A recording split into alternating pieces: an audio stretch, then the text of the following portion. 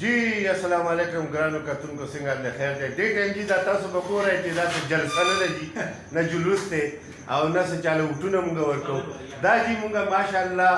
هغه چې وایي که نه چې سنت رسول دی چې په جمع باندې موږ ټول هلکه دا سر دی پاکه وړه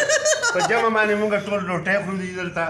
او دې روټۍ ډېره مزه وکړه جمع کې روټۍ ډېره مزه کوي دا تاسو وګورئ جمع کې روټۍ ډېره مزه کوي 20 روټۍ مو والي زما شاته چې کوم دا جلوس دی دا مخلوق دی دا د روټۍ دشمنان چې کوم دي او دی چې دا روټۍ راشي قسم په خدای کې دی یو بل ته ستم کوي او بس هر چا چې کوم دی روټۍ راغلي او یو خو بل شروع او دا چې موږ یار دی ګلفام خان نو زه خو داسې کمال کې د ده دونه روټۍ لکه یو لوړی ډوډۍ زما لاس ته وګورئ او هغه چې دی په هغه پلیټ کې داسې کي نو بیا سترګه تاسو بند کړئ او بیا کولاو کړئ پلیټ کې سني نو دا زموږ چې کوم دی ماشاءالله ماشاءالله الله دې نظر بند نه بچ کړي الله دې نظر خیر تاسو وخورئ هلکه الله دې نظر بند نه بچ کړي دا ملګري دي ماشاءالله احسان خان دا زموږ دی ویب کې دي احسان خان دی او کشمیر دی ابټاباد دی اټک دی حاجي شاه دی ثوابای دی نوخار دی دا پورا پاکستان دې ټیم کې موږ یو ځای یو او څنګه یو ځای یو سدا بهار دی جنگ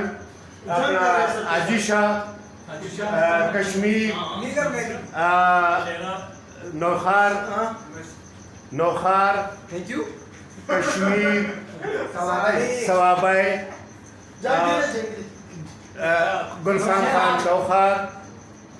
او زه لکه مانسره بټولو پاکستان او موږ ټول پاکستانیان یو پاکستان پاکستان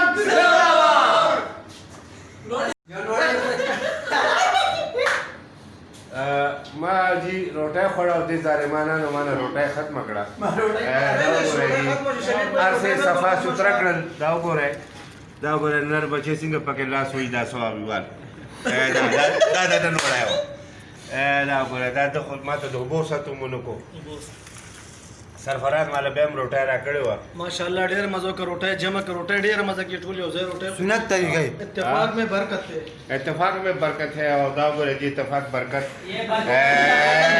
دا برکت جناب دا برکت تاسو وکړو دا د نوړی برکت و او د ثوابیوال زما یار چې کوم دی نو زما تاسو ټولو ته څومره چې ملګري دي دغسې په مینه اوسېږئ دغسې په خوشحالۍ اوسېږئ دوه نیمې ورځ ژوند دی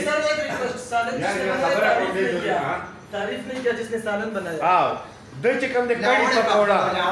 لاوړ نو کړي پکوړه ډېر مزېدار و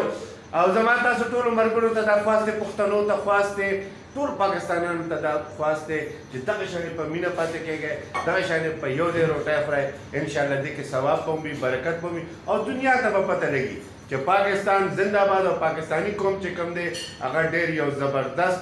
نډر بهادر قوم دی پاکستان زنده باد